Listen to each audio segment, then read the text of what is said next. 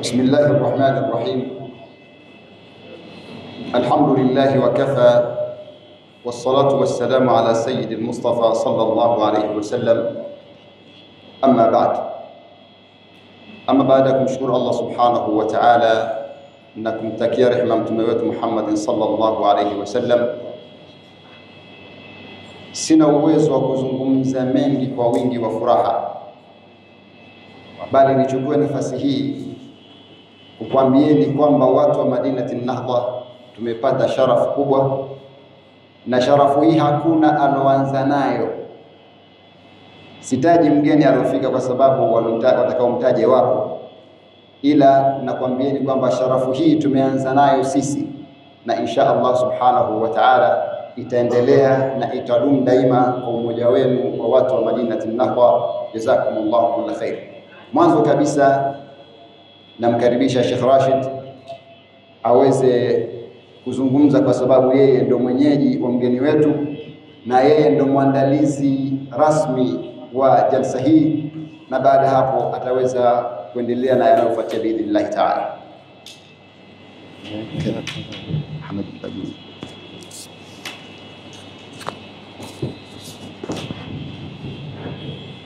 بسم الله الرحمن الرحيم. الحمد لله رب العالمين، وصلى الله على سيدنا وحبيبنا وشفيعنا محمد وعلى آله وصحبه أجمعين. السلام عليكم ورحمة الله وبركاته. عليكم السلام. وحقيقة Sheikh Yusuf Al-Habsi, imamu wetu, khatibu wetu wa mji huu Madinatun Nahdha, amezungumza, lakini mimi nitalipamba zaidi ile ambalo alilolisema. Nasema kwamba ujio wa Sheikh wetu Walid Al-Hadi, shekhe wa mkoa wa Dar es Salaam, sio sharafu kwa mji huu wa Nahdha peke yake, bali na sharaf na takrim na taadhim ya mji wetu huu wa Omani, ambao daima tunasema ni Omani, imani, amani. Mji huu ambao Mtume sallallahu alaihi wasallama ameutaja kwa hadithi ambayo itasoma mpaka qiyam as-saa.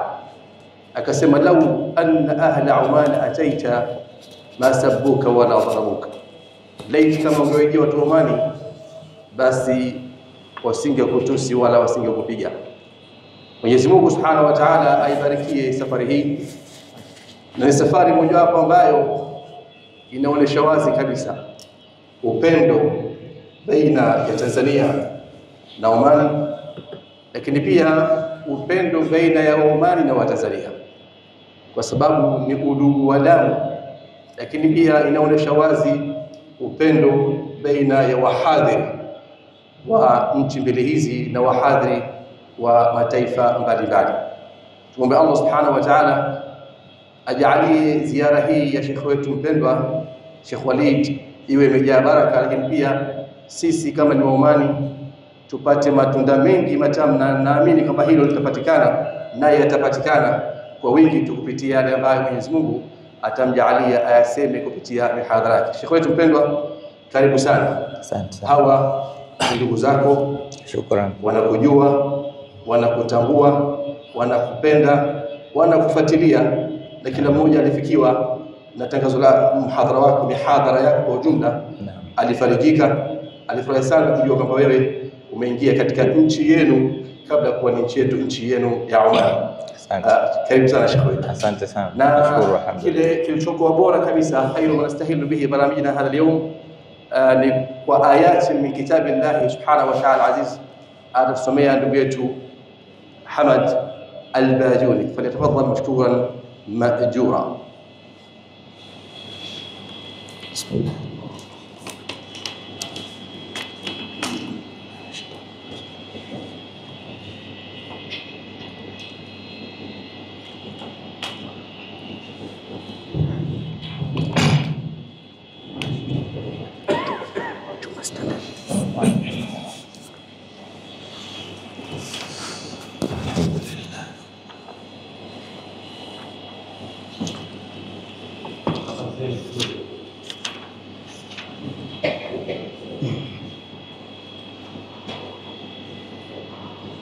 أعوذ بالله من الشيطان الرجيم.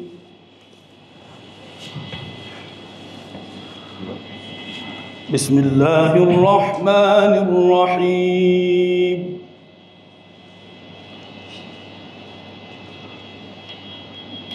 قل صدق الله فاتبعوا ملة إبراهيم حنيفا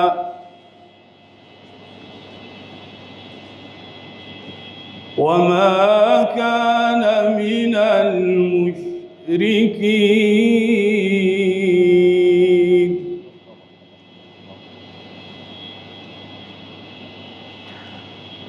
إن أول بيت وضع للناس للذي ببكة مباركا الله للذي ببكة مباركا وهدى للعالمين.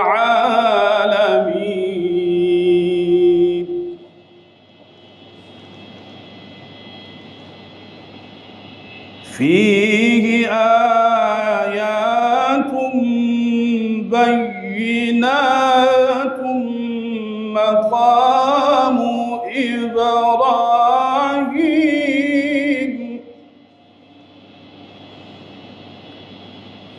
ومن دخله كان آمنا ولله على الناس حج البيت من استطاع إليه سبيلا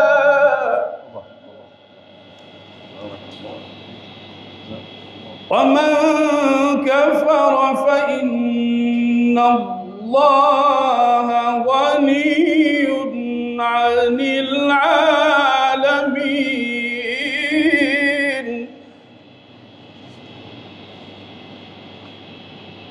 قل صدق الله فاتبعوا ملة إبراهيم حنيفا وما كان من المشركين. صدق الله العظيم.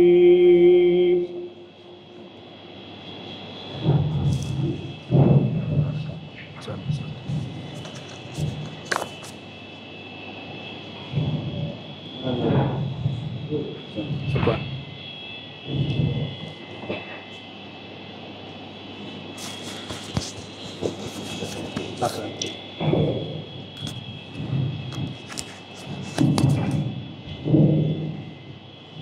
صدق الله العظيم وصدق نبيه الكريم ونحن على ذلك من الشاكرين والشاهدين. Mwenyezi Mungu Subhanahu wa Ta'ala atubarikie hichi kisomo kizuri kabisa. Allah mtukufu amjalie Sheikh wetu Al-Bajuni alitangaze neno la Allah katika mashariki ya ardhi na magharibi. Lakini sasa tutaenda katika kile ambacho tulikuwa tunakisubiri zaidi baada ya maneno ya Mwenyezi Mungu Subhanahu wa Ta'ala, nayo kumsikiliza kwa makini Sheikh wetu kwa kile ambacho Mwenyezi Mungu Subhanahu wa Ta'ala atamjalia na atamsaddid na atamjalia ayafikishe katika usiku huu ambao uliobarikiwa na Mwenyezi Mungu Subhanahu wa Ta'ala. Falyatafaddal shaykhana mashkuran ma'jura. Tibta wa taba mshaka wa tabawwata min jannati manzila Sheikh Al-Aziz.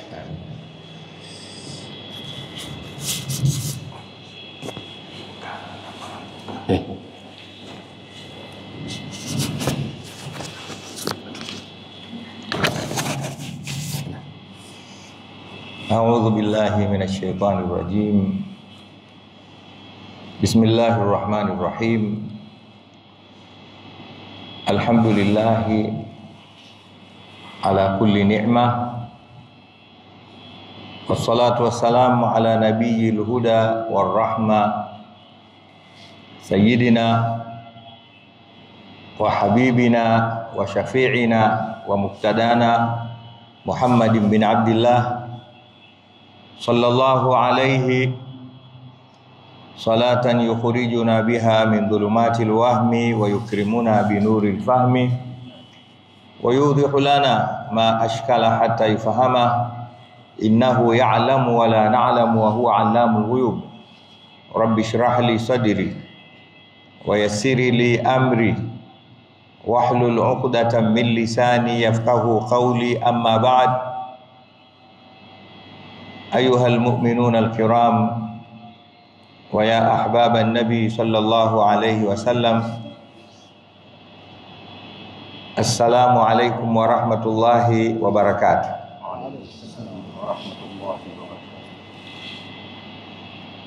Wenyeji wetu, wazee wetu, vipenzi vya nyoyo zetu, sina la kuanza nalo isipokuwa ni kumshukuru Mwenyezi Mungu Subhanahu wa Ta'ala, mwingi wa neema. Binafsi nianze kumshukuru Mwenyezi Mungu kwa neema hii kubwa alionipangia mimi binafsi na wale wote niliofuatana nao katika ziara hii fupi ya kuja katika miji hii ya Oman. Hii kwetu ni neema kubwa. Namshukuru sana Mwenyezi Mungu, lakini pia nitangulize kumuomba Allah Subhanahu wa Ta'ala aijalie ziara hii ni katika zile ziara ambazo zitaongeza uzito katika nyizani zetu za mambo ya kheri siku ile tukikutana naye, siku ambayo la yanfa'u malun wala banun illa man atallaha biqalbin salimi. Mwenyezi Mungu aijalie ziara hii sote. Lakini baada ya kumshukuru Mwenyezi Mungu, pia nichukue nafasi hii adhim kumswalia kipenzi chake na kipenzi chetu sana, mtume wake wa mwisho, bwana wetu Muhammad sallallahu alaihi wasallam, bwana ambaye ndiye aliotuelekeza katika haya ya kutembeleana, kujuliana hali na kuwa karibu, kama alivyoelekeza katika mafundisho yake sehemu kubwa sana. Mwenyezi Mungu atujalie sisi ni wenye kukutana naye siku ya mwisho, tupate kunywa Kauthar na kupata shufaa yake. Ndugu zangu, wazee wangu, mashehe zangu, nitangulize kusema tu kwamba hii ni ziara iliyotuleta kuja kuchukua, ama sisi hakuna tulichokuja nacho. Wajibna bibidha'ati muzjat, tumekuja na vitu vidogo vidogo tu. Nitangulize kusema kama alivyosema mwenye kusema, wa min ajabin ihda'u tamrin li Khaybarin wa ta'limu Zaidin ba'dha ilmi al-fara'idh. Mmoja katika watu wa zamani alisema, ni ajabu kubwa kupeleka zawadi ya tende Madina, Khaybar. Umetoka Magomeni na kikasha chako uliojaza tumba za tende, unapeleka zawadi Madina, Khaybar, kwamba jamani nimeleta zawadi hii. Sasa hiyo ni ajabu kubwa. Au kumfundisha Zaid bin Thabit, yule wa Mtume Muhammad sallallahu alaihi wasallam, katika masahaba zake, kumfundisha elimu ya mirathi, kwamba mimi nimekuja sasa na kufundisha wewe Zaid mirathi na mafungu yake yote 6. Asema wa min ajabin, hiyo ni ajabu kubwa. Kwa hiyo sisi hatuna tulichokileta, tumekuja tu ya kuhakikisha na kuthibitisha na kuongeza alaka, kama alivyosema Sheikh Rashid, bainana. Nchi hizi mbili zina historia kubwa sana ya kuwa ni nchi moja, na ndio maana niko hapa pamoja na mengine yote, lakini si hofu, najua nipo nyumbani tu. Takbir. Bwana mmoja anasema idha kana asli min turabin fakulluha biladi wa kullul mustawtinina min aqaribi. Maadamu asili yangu ni mchanga, basi kila ulipokuwa mchanga ndio nyumbani kwetu, na kila wakazi wa huko ndio ndugu zangu. Kwa hiyo tupo katika udugu wa pamoja. Kwa hiyo nitangulize kuyatanguliza hayo. Hatuna kipya tutakachokuja nacho zaidi ya kuleta salamu za Watanzania, za Waislamu wenzenu. Tukianza, Mheshimiwa Rais tumemuaga na anajua uwepo wetu hapa kwamba tupo Omani, basi alitanguliza mkifika nisalimieni ndugu zangu. Kwa hiyo pokeeni salamu zake. Lakini na viongozi wenziwe wote wanawasalimia sana, na Watanzania wote kwa ujumla. Lakini pia salamu za Mheshimiwa Mufti na Sheikh Mkuu wa Tanzania, wote wawili wa bara na visiwani, wanakusalimieni sana. Pokeeni salamu zao. Wanasema wako pamoja na nyinyi katika la ilaha illa Allah Muhammadu Rasulullah. Kwa hiyo muda wote tutakuwepo hapa, lakini lengo kubwa ni hilo, kuleta salamu.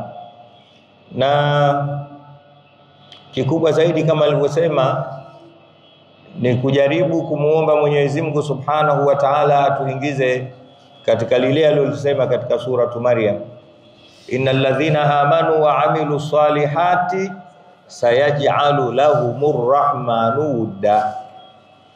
Hakika wale ambao wameamini na wakafanya mema, wakasali, wakafunga, wakatekeleza muamala na mahusiano yao mazuri baina ya wao na Allah Subhanahu wa Ta'ala, lakini mahusiano yao mazuri kati ya wao wenyewe kwa wenyewe kama hivi tulivyofanya, anasema zawadi kubwa atakaowapa watu hawa, hakusema pepo, akasema sayaj'alu lahumur rahmanu wudda.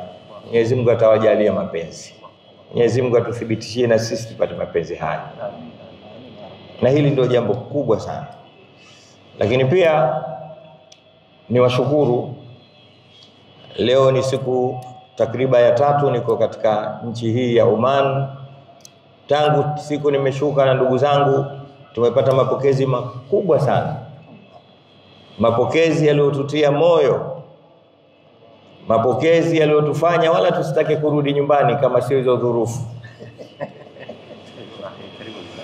Wallahi niwaambie, mfano wenu ni mfano uliosema katika suratul Hashr, walladhina tabawwa'u ad-dara wal imana min qablihim yuhibbuna man hajara ilayhim wala yajiduna fi sudurihim hajatan mimma utu wa yuthiruna ala anfusihim walau kana bihim khasasa wa man yuqa shuha nafsihi fa ulaika humul muflihun. Allahumma ij'alna minal muflihin. Mmetupokea kiasi, wa yuthiruna ala anfusihim, mmetubakisha katika nafsi zenu. Na Mwenyezi Mungu athibitishe haya, innal ladhina tabawwa'u ad-dara wal imana min qablihim yuhibbuna man hajara ilayhim. Tumeyaona mapenzi haya hayo aliyosema Allah Subhanahu wa Ta'ala, sayaj'alu lahumur rahmanu wudda. Kwa hiyo ni kikubwa ni mapenzi. Na kwa nini isiwe mapenzi ya Allah Subhanahu wa Ta'ala? Hapa Mwenyezi Mungu Subhanahu wa Ta'ala anatufundisha, kumbe kabla ya kuomba pepo tuombe mapenzi. Mapenzi tu. Tuwapate mapenzi kwa vigawanyo vyake vyote. Mahabbatu ta'zimi, mahabbatu rahma, mahabbatu mushakala. Ndio hayo, kwamba Mwenyezi Mungu atujalie mapenzi, tumpende naye atupende. Yuhibbuna man, tuingie katika ile aliyosema Mtume Muhammad sallallahu alaihi wasallam, Mwenyezi Mungu akimpenda mmoja katika waja wake yunadi Jibril, anamuita malaika wake mkubwa Jibril, na anamwambia inni uhibbu fulana, mimi nampenda fulani, fa ahibba, nawe mpende. Sio jambo dogo. Sisi siku zote tunatafuta kupendana au kupendwa na wakubwa wa kibinadamu. Kumbe la, kikubwa tukiondoka hapa katika vitu ninavyokumbusha mimi, tukaombe kupendwa na Mwenyezi Mungu Subhanahu wa Ta'ala. Anamwambia Jibril, mimi nampenda fulani, nampenda Sheikh Rashid, fa ahibba, mpende, na wapenda watu wa Nahdha, na wewe wapende. Jibril anaingia katika amri ya Allah Subhanahu wa Ta'ala, anampenda. Thumma yunadi fi ahli sama, kisha analingana mbinguni, anasema inna Allaha yuhibbu fulanan fa ahibbuhu, Mwenyezi Mungu anampenda mtu fulani, naye mpendeni. Nasi Mwenyezi Mungu ajalie katika hao. Kisha tangazo linakuja duniani kwa watu wa ardhini, nyinyi watu wa ardhini, inna Allaha yuhibbu fulanan fa ahibbuhu. Baada ya mbinguni tunatangaziwa chini, fulani anapendwa na Mwenyezi Mungu, anapendwa na Jibril, na nyinyi mpendeni. Wakimpenda watu baada ya mapenzi hayo ya Mwenyezi Mungu na Jibril na mapenzi ya watu waliokuwa mbinguni, Mwenyezi Mungu anawajua al-malaul a'la, na akapendwa na watu wa ulimwenguni, fayaj'alu lahu al-qabula, mtu huyu Mwenyezi Mungu anamjalia kabuli. Kitu kikubwa, kukubalika, kueleweka, mvuto, kitu ambacho ndio kimekosekana ulimwenguni leo. Tuna juhudi kubwa ya kutafuta ulimwengu, kutafuta mahusiano majumbani mwetu.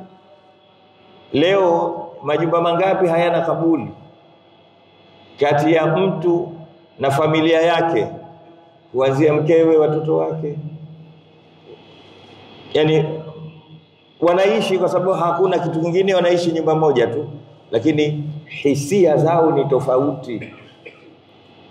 Anachokiona mzee wao sio anachokiona mama yao, anachokifikiria mama sio anafikiria watoto. Kila mmoja sema mlango unawakutanisha tu wa kuingia ndani, lakini kila anaoingia ndani zikizimwa taa, wakilala, kila mtu ana fikra zake, na anasahau kama ubavuni kuna mwingine. Ndicho tunaona vinavyokithiri leo. Kila siku watu wanakatana, hizo talaka hazina hesabu.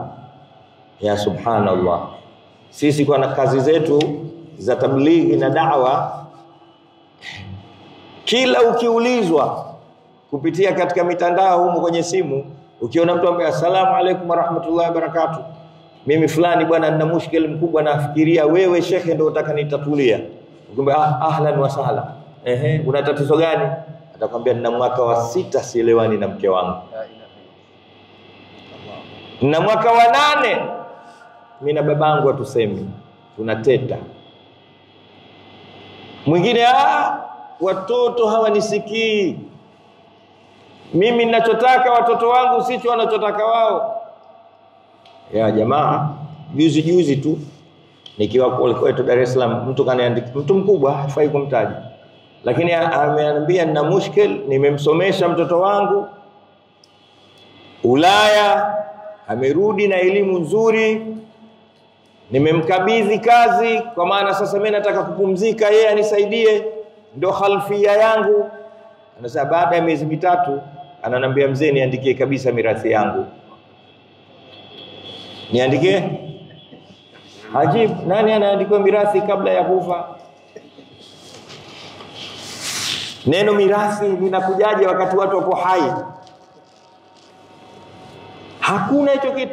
Lakini ulimwengu wa leo, si Omani, si Dar es Salaam, si Zanzibar, si Tabora, si popote unapojua, hiyo ni kesi ipo katika kila nyumba. Mtu anafikiria nani ataanza kufa katika wenzake ili yeye apate kurithi. Hana kabuli. Kwa nini? Imekosekana innal ladhina amanu wa amilu salihati sayaj'alu lahumur rahmanu wadan, mapenzi. Unamfikiria mwezi atakufa lini huyu? Hapo sasa hivi. Na ukiona anachelewa unatafuta njia ili afe. Na kisha mimi waki kimetokea jirani na msikiti na usalisha kwa miaka kadhaa. Alikuja mtu mmoja, mtu mzima, wacha kuhamia, ananizaa kwa umri wake na umri wangu, anaweza kunijukuu. Mtu mzima sana, mtu mzima. Lakini aliniita siku moja, Walidi njoo. Haya, una nini bwana? Akaniambia mimi nataka dua. Sikilizeni kisa hichi. Nataka dua. Asmi nikajitia ni ahlu dua. Yani mustajabu. Mujabu dua. Nikamuuliza dua hizi ziko namna nyingi bwana. Kuna dua ya pesa, dua ya kutaka kuoa, dua ya safari, dua ya kulala. Haya, babu yangu nataka dua ya nini? Akasema tusogee kidogo kama pale. Yani pale tuliposimama akaona sio pazuri. Tunatafuta mutaka. Hebu tusimame pale. Tukasogea. Akaniuliza, unamjua yule mtoto wangu fulani? Na wallahi namjua.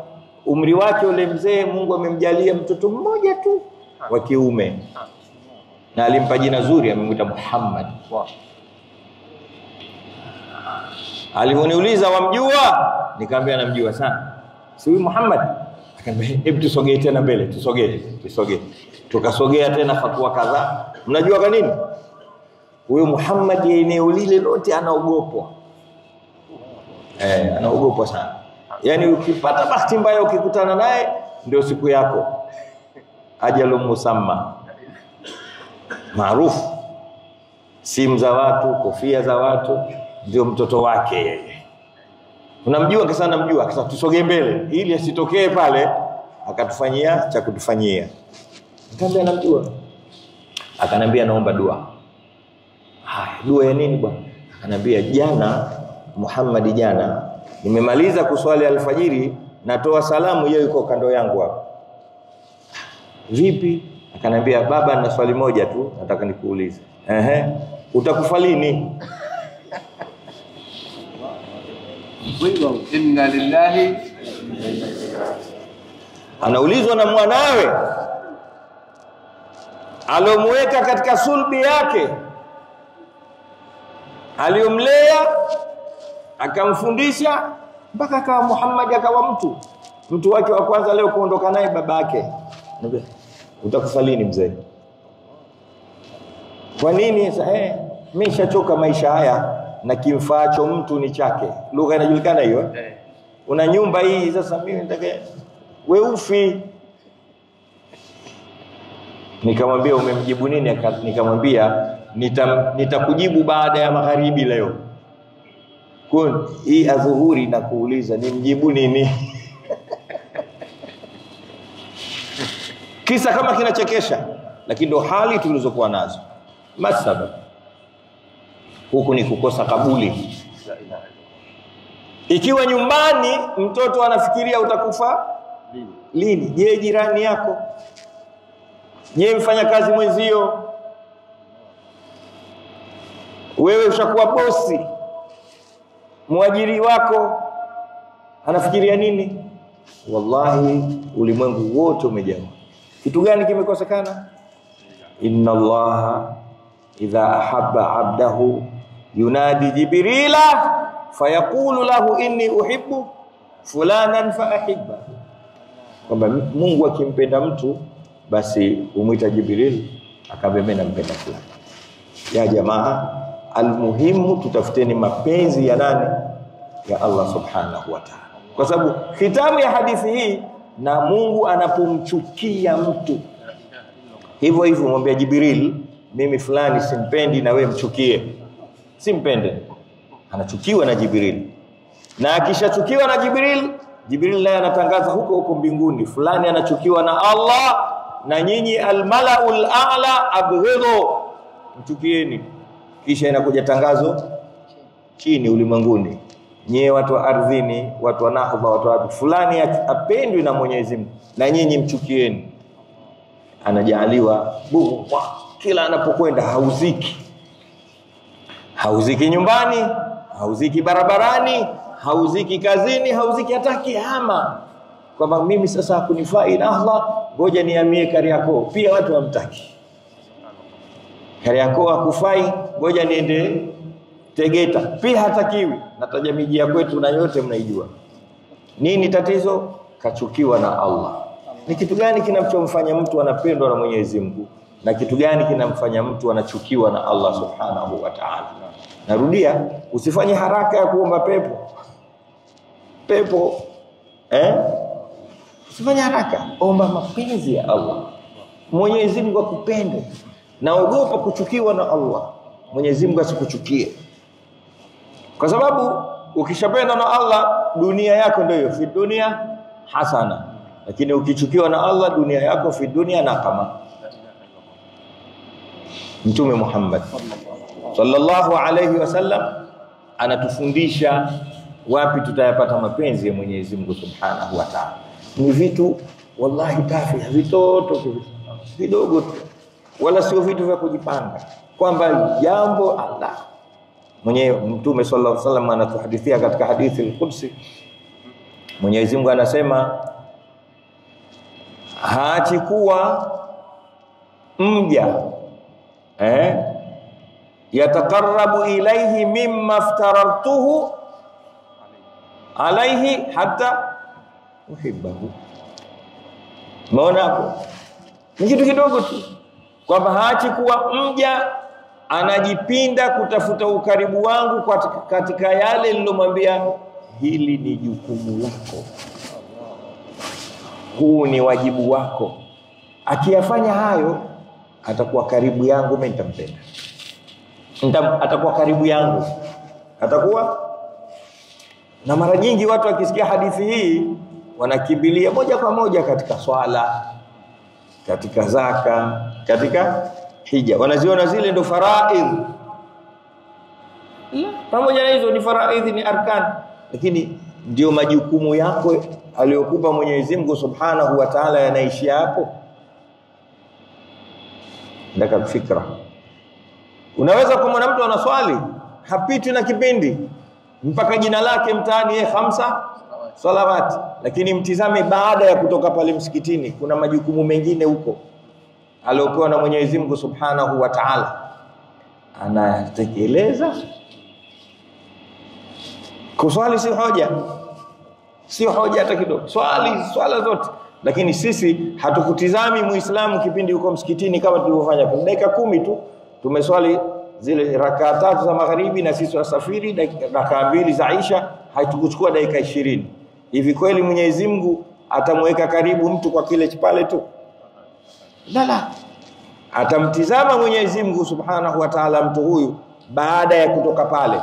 Inna salata tanha anil fahsha'i wal munkar ala al-jumu'i. Yani mtu akitoka pale, vipi munkarati, vipi fahsha, vipi anaongea na watu, anawafikiriaje watu, dhanna zake kwa wenziwe, anadhani nini akikaa na Sheikh Rashid akikaa na mimi anadhani kitu gani?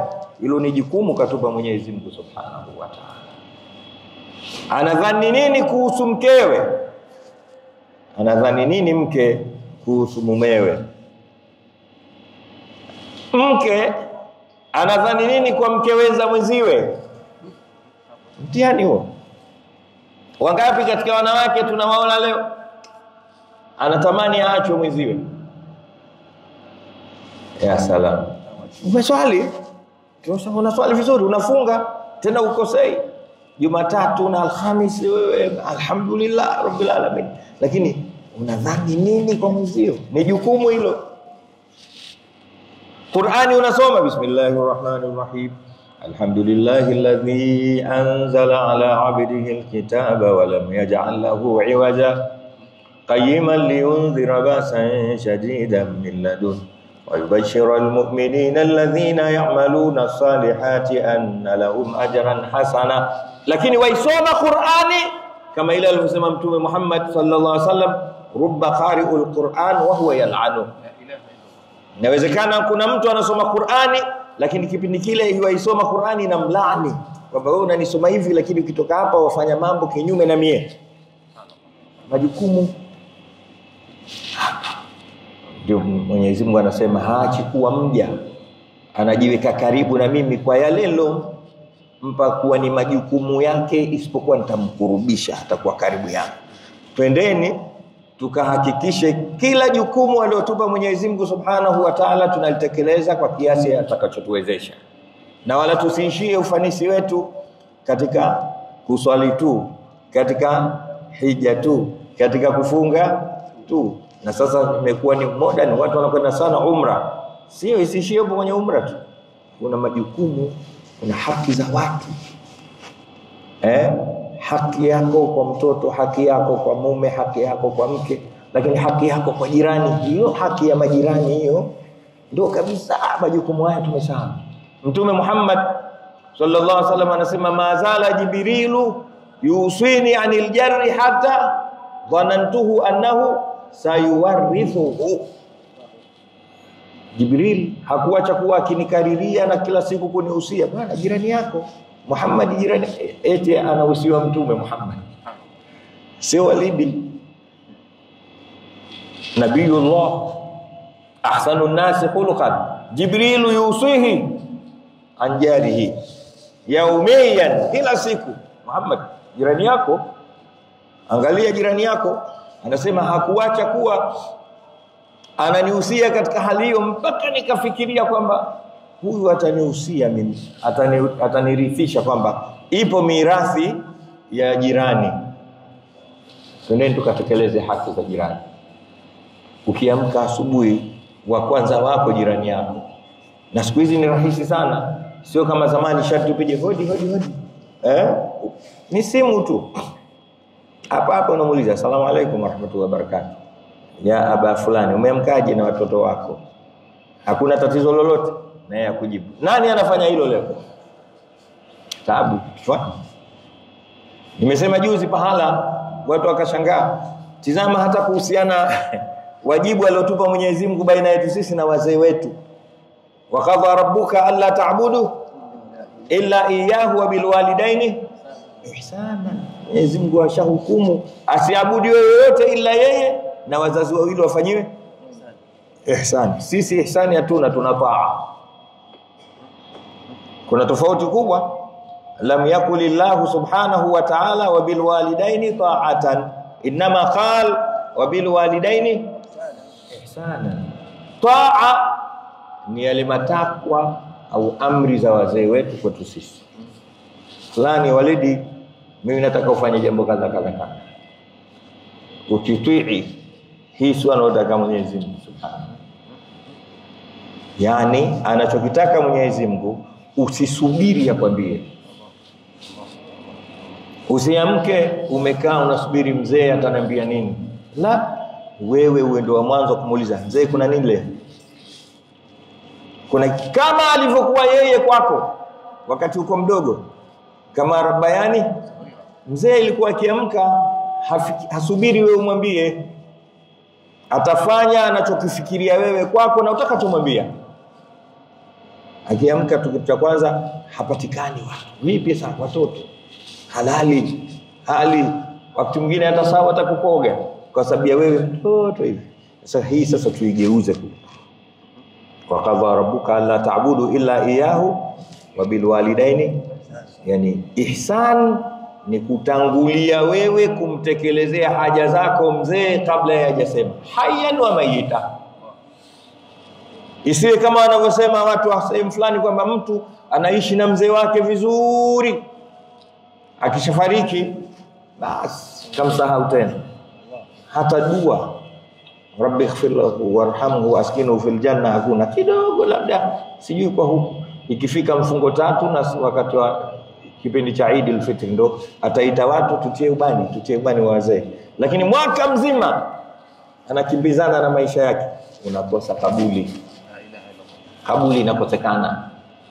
Mwenyezi Mungu hili pia ni jukumu lako kakupa. Ndio ile anaposema katika hadithi ile ya Mtume sallallahu alaihi wasallam, mtu akiyatekeleza majukumu uliyompa nitamkurubisha. Tizameni fasaha ya hadithi. Anasema utakuwa karibu na Mwenyezi Mungu, mapenzi bado hayajakuja. tunatafuta mapenzi. Ukiwa mwepesi wa kutekeleza majukumu aliyokupa Allah subhanahu wa ta'ala, utakuwa karibu na Mungu.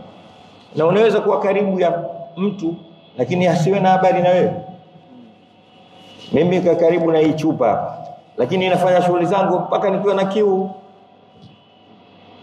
Kwa hiyo unaweza kuwa karibu ya mtu hana habari na wewe, anafanya shughuli zake mpaka kukanyaga, upo kumbe. Hujawahi kuulizwa hivyo? Kinachotakiwa ni ukaribu wenye mapenzi. Mwenyezi Mungu ajalie katika hayo. Ndio anasema wama yazalu yataqarrabu ilayya binawafili hatta uhibbahu. Maana ishatoka kwenye qurba, sasa imekwenda katika mapenzi. Kumbe Mungu anataka uwe karibu yake, lakini baada ukaribu na uchume mapenzi. Mapenzi tunayapataje? Sasa kumshika Mtume Muhammad sallallahu alaihi wasallam.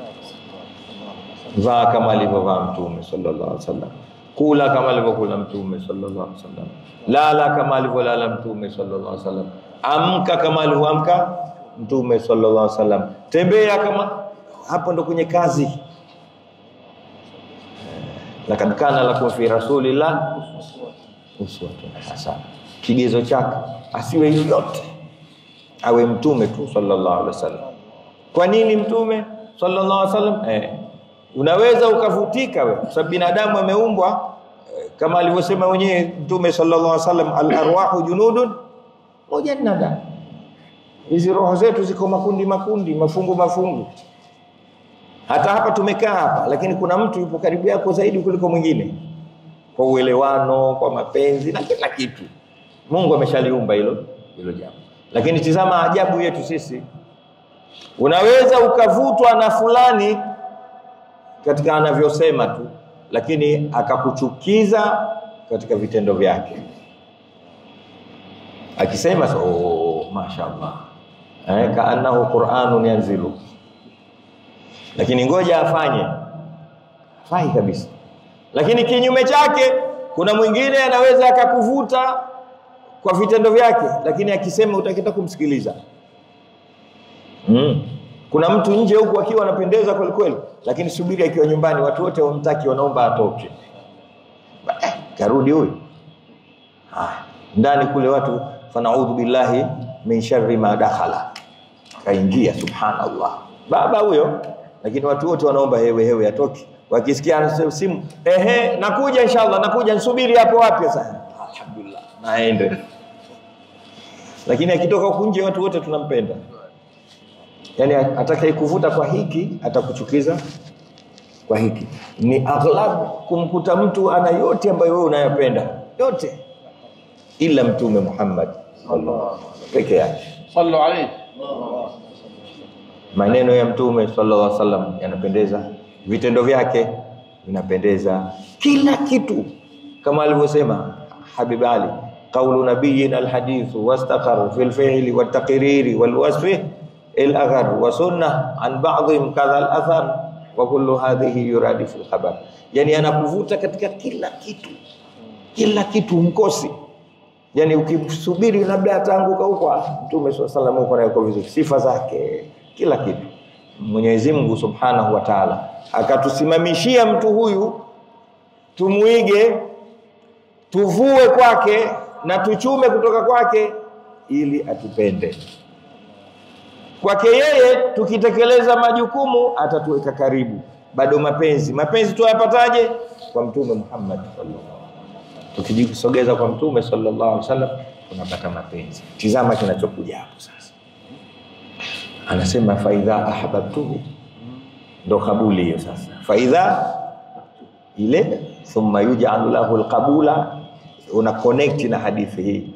Fa idha ahbabtuhu akunu sam'ahu alladhi yasma'u biha, nikimpenda anakuwa ndio sikio langu, sikio lake ndio mimi. Yani sikio lako ni Mungu Subhanahu wa Ta'ala kwa maana zote mbili.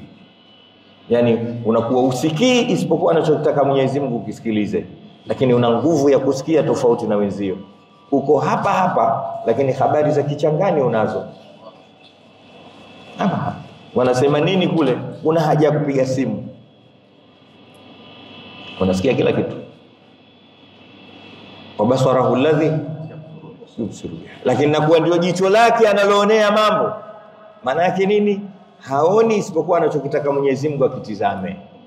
Lakini pia kwa maana nyingine, jicho lake lina nguvu ile aliyosema Mtume sallallahu alaihi wasallam, ittaqu firasatal mu'mini fa innahu yanzuru binurillah. Yani ukikaa mbele yake anakuona kila kitu, unawaza nini, unafikiria nini, unataka nini, utaki nini.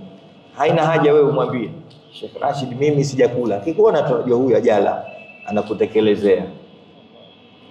Hana haja ya microscope. Wa yadahu allati yubtishu biha, lakini nakuwa ndio mkono wake anaufanyia mambo yake. Posa inaandikwa na mtu huyo hairudi, mkataba unaandikwa na mtu huyo haurudi, nyumba inayojengwa na mtu huyo ni nyumba madhubuti. Kazi anayofanya mtu huyo aliyokubaliwa na kupendwa na Mwenyezi Mungu Subhanahu wa Ta'ala ni kazi inaonekana, sio kazi ya kubabaisha. Hebu simu ya wapi? Ukiona umeanza kazi yako inatiliwa mashaka, hii kazi imeshonwa wapi, ujue una kabuli. Na mifano iko mingi kabisa. Kuna watu wamefanya kazi hizi za maandiko tu, vitabu. Juzi nimewaambia watu chukue mtu kama Imam Nawawi. Imam Nawawi rahmatullah alayhi ameishi umri wake chini ya miaka 50. Yani mimi hapa ni mkubwa kiumri. Kwa 30 hakadha tawafa. Lakini tangu alivyokufa mpaka leo dunia yote haijaacha kumtaja. Kwa nini? Alikuwa na kabuli. Hakuna library, maktaba yoyote utakayoingia leo ukakosa andiko lake katika kila fani. Huyu kafa na miaka 30 na kitu. Yani anatuonyesha kipimo cha kukubaliwa na Allah Subhanahu wa Ta'ala kwa sababu ya kujiweka karibu na Mwenyezi Mungu, lakini kwa kujipendekeza kwa Mtume Muhammad sallallahu alayhi wasallam katika kila bani kaandika. Na wengi tu, kuna kisa insaha wa in lam yasih, lakini tumekisikia kwa baadhi ya shuyukhina. Kuna mtu siku moja alipetisha jicho kutazama huyu mtu ana nguvu gani ya kuandika usiku, kwa sababu ilikuwa akiamka asubuhi anatoka na mavolume ya maktubu yake kopini. Kila asubuhi akiamka anatoka na vitabu hivyo, someni. Basi wanafunzi mmoja akumuuliza, kataka kujua huyu anaandikaje, huyu mbona anaandika hivi. Inasemekana jicho lake lilofika aliona kiwiliwili kilichozungukwa na mikono zaidi ya 1000. Kila mkono unaandika. Yeye kakaa tu, mdomo wake unasema subhanallah subhanallah. Hakuna sam wa yadahu allati yubtishu. Na wewe unaweza, mimi naweza. Kwa nini? Kujikurubisha kwa Allah Subhanahu wa Ta'ala na kujipendekeza kwa nani? Kwa Mtume Muhammad sallallahu alaihi wasallam. Mapenzi, innal ladhina amanu wa amilu salihati sayajalu lahumur rahmanu wud. Mtu kama huyo hana haja ya kupigiwa kura, hana haja kitu chochote. Akitokea watu wote radhina bil amin. Al-amru amruhu wal qawlu qawluhu wal mashura mashuratu. Mwenyezi Mungu atujalie katika. Kwa hiyo tumekuja kwa ajili ya kutafuta mapenzi ya Mwenyezi Mungu Subhanahu wa Ta'ala. Tumpende na yeye atupende, Mtume sallallahu alaihi wasallam atupende, lakini na vilimwengu vyote vitupende. Na watu wamepita njia hizo na wakafikia hapo na wakaishi ulimwengu huu uliokuwa hauna mashakili wala tabu wala dhiki. Tena wenzetu ulimwengu wao haukuwa na kahraba, haukuwa na simu, haukuwa na chochote, lakini waliishi na wakafanya makubwa zaidi kuliko sisi tulofanya. Amesema mmoja katika wanachuoni, anasema nusammil asra asra nuri walakin bada nuqsanuhu fi izdiyadi fa fihi bikasrati mahtara'uhu sara uqulun nasi takhdha'u liljamadi. Sasa tunauona ulimwengu tunaoishi sasa ni ulimwengu wa maendeleo, ulimwengu wa teknolojia, ulimwengu wa sayansi sio na nini, lakini nasema ukiutizama sana ndio ulimwengu wa kijinga kabisa. Ulimwengu usio na maana yote. Kwa nini? Anasema kwa haya mengi mlioyatengeneza haya bikathrati iktirai, yani swara uqulu nasi takhdha'u liljamadi, akili za watu zinakuwa zinanyenyekea visivyokuwa na roho. Leo mimi simu yangu ikipotea, basi na mimi pia jina najisahau.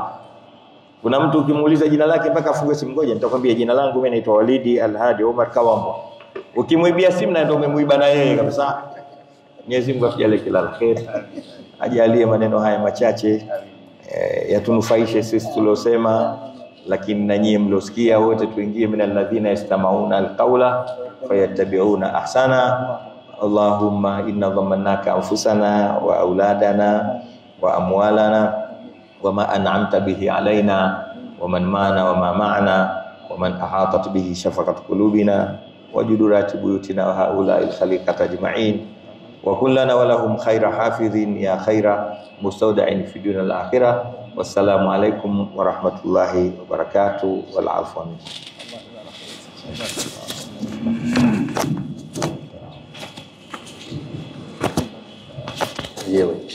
Asante, shukran. Afwan minkum. Afwan. Malik Abu Saidi mkatibu wa hadhi wa hadhi. Mashaallah. Tumebakia sisi kupokea sisi. Asante. بنعمته تمت الصالحات وبالعمل بطاعته طابت الحياة.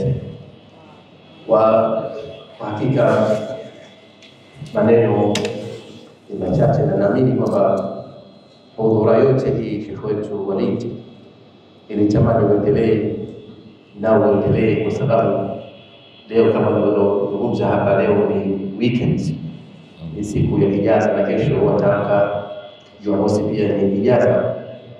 Kwa hivyo walitamani uendelee, na naamini kwamba wameshtukizwa kama wanamaliza.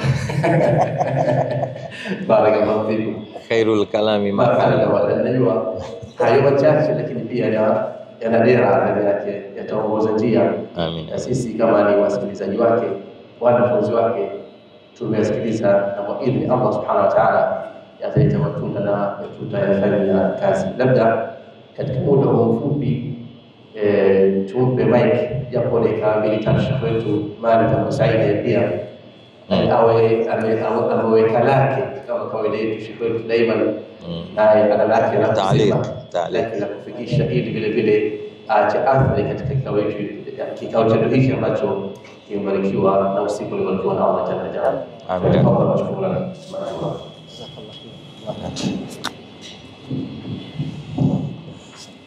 Sujui albasaka Allah taj alwaqar. Amin. Inshallah. Hizi nakula kitu hizi. السلام عليكم ورحمة الله وبركاته.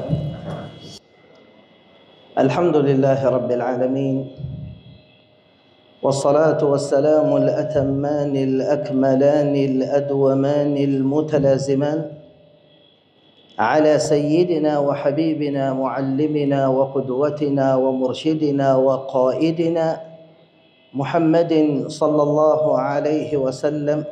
سادة الكرام أيها الحضور، أحييكم مرة أخرى بتحية الإسلام، ألا وهي السلام عليكم ورحمة الله وبركاته. Bila kupoteza wakati na kupoteza wasaa, nafikiri sisi tuloko hapa sote ni manuwab wa Bwana Mtume sallallahu alaihi wasallam, kama alivyosema mwenyewe, balighu anni walau aya. Leo nafikiri tumepata mengi kutoka kwa shekhe wetu, jazahullahu khaira.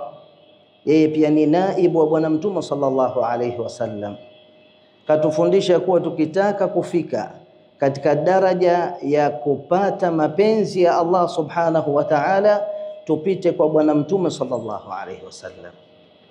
Ndo kiongozi wetu, ndo nuru inayotumulikia. Hatuwezi kwenda sisi wenyewe kwa wenyewe, lazima tupite kwa kiongozi. Na kama alivyosema Sheikh, anasema ukifika kwa Bwana Mtume sallallahu alaihi wasallam, kila engo, kila upande bwana mtume sallallahu alayhi wasallam kama unataka hal anayo. Halafu huyu ni kiumbe ambayo la yantiqu anil hawa, hazungumzi bwana mtume kwa utashi wa nafsi yake. In huwa illa wahyun yuha, ni ufunuo. Allahu akbar. Na sisi daima tuseme alhamdulillah ala ni'mati alislam, na tumshukuru Allah kutuletea kiongozi huyu bwana mtume sallallahu alayhi wasallam. Alikuwa mwema mno, alikuwa mwema mno katika uhai wake na kuondoka kwake. Bwana mtume sallallahu alayhi wasallam ameondoka physically, lakini spiritually yumo ndani ya mioyo yetu, na mafundisho yake yanaendelea mpaka siku itakaposimama saa. Utakapomtii Allah na bwana mtume sallallahu alayhi wasallam, anasema waman yuti'i Allaha war rasul faulaika ma'a alladhina an'ama Allahu alayhim minan nabiyyina was-siddiqina wash-shuhada was-salihin wa hasuna ulaika rafiqa. Allahu akbar. Unamtii Mwenyezi Mungu alokuumba, kisha bwana mtume sallallahu alayhi wasallam, kiumbe mwema aloletwa kwetu sisi kutuongoza sisi tusojua. Tukitaka kujua namna ya kumwabudia Allah, tuwe Bennett na bwana mtume sallallahu alayhi wasallam. Wallahi alozungumzwa hapa nafikiri biidhnillah ta'ala yatakwenda kufanya mabadiliko tutakapoyachukua haya, kisha tukenda tukayafanzia kazi. Mimi nilikuwa nikifikiri kusali tu Sheikh, kupiga rakaa. Subhanallah. Je, tuchukue mfano maana nilipata kusema mfano mmoja, bwana mmoja hakunifahamu. Niliwahi kusema hivi, bwana mmoja alimsifu Umar bin al-Khattab radiyallahu anhu wa ardah, akasema akthiru min dhikri Umar fa innakum idha dhakartum Umar faqad dhakartum al-adl wa in dhakartum al-adl faqad dhakartum Allah subhanahu wa ta'ala. Lakini nachukulia mfano tu Mtume Muhammad bin Abdullah salawatu rabbi wa salamuhu alayhi, akujie wewe leo utamwambia nini? Mimi nimepata kumuuliza mtu, lakini msukuma mwanzangu ametamuomba hela tu. Hivi kweli aje bwana mtume sallallahu alayhi wasallam, utamwambia nini Sheikh? Wallahi utamwambia nini? Haya maisha tulokuwa nayo sisi, wale watakaofanya matendo mema, kwanza wameamini wakafanya matendo mema, Mwenyezi Mungu anasema atatujalia mapenzi bainana. Na pia bwana mtume sallallahu alayhi wasallam anasema ili mpate kupendana ni kufundisheni jambo, mkilifanya mtapendana. Wakasema naam ya Rasulullah, bala. Asema afshu salama bainakum. Salam ziko nyingi lakini bado mapenzi. Sasa sijui juisi haina sukari au ndimi zetu zimejaa madonda. Kwa hiyo ndugu zangu, huyu ni ndugu yetu. Al-ahliyatu fi din, al-ahliyatu fi al-iman. Achaneni na mambo mengine. Huyu anafunga mkono, huyu hafungi mkono, huyu anatoa kidole. Ya nas, sisi ni Waislamu. Kitu cha kwanza anta muslim, alafu lafuata hilo dhehebu lako. Na baadhi ya ulama wanasema fitan nyingi zimekuja kwa sababu ya madhehebu haya. Tunasimama pamoja, unamtazama huyu Ibadhi, huyu Shafi'i, huyu. Hapa hatuna shekhe, sisi tunao Uislamu, tunaye bwana mtume sallallahu alayhi wasallam. Ukiwa na mambo haya Allah na mtume, ukakamatana na kitabu cha Allah, wallahi lan tadhil wala hutoelekea katika mambo haya. Ndio maana sisi, huyu bwana mkubwa aliyokuwa hapa, huyu kwanza daraja alula muslim, ndugu yako shekhe. Nabii Nuh aliambiwa na Mola Taala, innahu laysa min ahlik, anamlilia mwanawe aokolewe.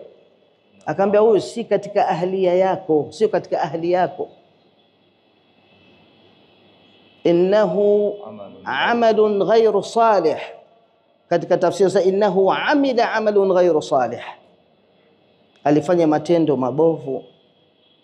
Sasa sisi leo tunakumbushana biidhnillahi ta'ala, la'alla Allah subhanahu wa ta'ala akatufufue katika maqam ali na tuingie katika pepo ambayo ma la ainun ra'at wala udhunun sami'at wala khatara ala qalbi bashar.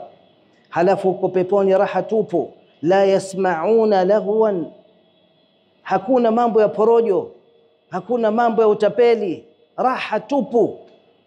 Anaweza kauliza mtu, je, vipi kule pia shekhe kuna hizi funga za Alhamis na Ijumaa, si na Juma ngapi? Hakuna funga huko, huko unakwenda kulipwa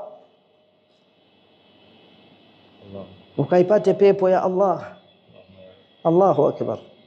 Tumombe Allah subhanahu wa ta'ala al-Aliyul Qadir, yendo mwenye uwezo. Insha Allah tusivunjike moyo, yatatupitia mengi katika mitihani mikubwa imewapitia mitume wa Allah subhanahu wa ta'ala. Na tukitazama katika visa vao, tukitazama visa vya masahaba, mtazameni Umar bin al-Khattab radhiyallahu anhu, mtazameni Abu Bakar as-Siddiq. Ya watazameni hawa viumbe. Mimi wanamtazama sana bwana mkubwa huyu Umar bin al-Khattab, anawaambia wafuasi wake, idha raaitumuni dhallaytu at-tariq fashabuni bimajami' thiyabi, kisha mnaambia nini? ittaqillaha fa innaka ghadan satamut. Fa at-taqwa hapa jamaa, midomo langu ndio hivyo, simsukuma msukume, alisema mwenyewe bwana mkubwa. Sasa kanisukuma, nimesukumika. Almuhim, insha Allah taala nitairejesha microphone, na mimi napenda sana kuzungumza subhanallah, lakini mazungumzo ya dini Sheikh Rashid hayakifiki. Na kuombeeni insha Allah Mwenyezi Mungu subhanahu wa ta'ala alla yad'a lana fi maqamina hadha dhanban illa ghafartah, wala aiban illa satartah, wala hamman illa farajtah, wala maytan illa rahimah بإذنه سبحانه وتعالى. اللهم يا حي يا قيوم يا حنان يا منان يا ذا الجلال والإكرام، لا تفرق جمعنا هذا إلا بذنب مغفور وسعي مشكور وتجارة لن تبور، يا عزيز يا غفور يا ذا الجلال والإكرام. اللهم أنت ربنا لا إله إلا أنت، خلقتنا ونحن عبيدك ونحن على عهدك ووعدك ما استطعنا، نعوذ بك من شر ما صنعنا، نبوء لك بنعمتك علينا ونبوء بذنوبنا، فاغفر لنا فإنه لا يغفر الذنوب إلا أنت. اللهم يا حي يا قيوم يا حنان يا منان، انصر إخواننا المجاهدين الصابرين الصامدين في غزة العزة يا رب العالمين.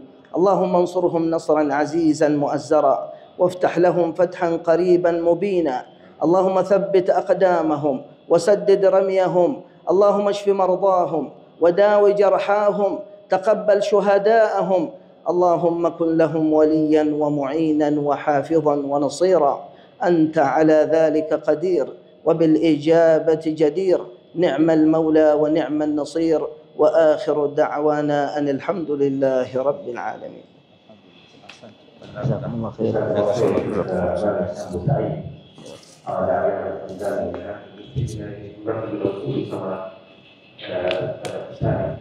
Lakini insha Allah taala baada ya sala kuna mahajumati, kuna asha tulikwenda kwa ambao wanakusali.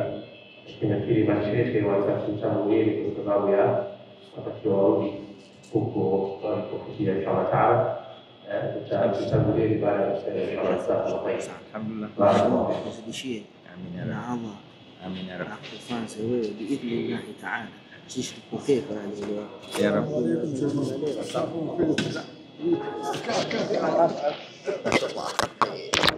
سمعني أنت تريد والله يفعل سيد حالك شكرا زين طيب وزيبا الله سافر لا لا لا kuhusu nani gari jamaa sijui nimepata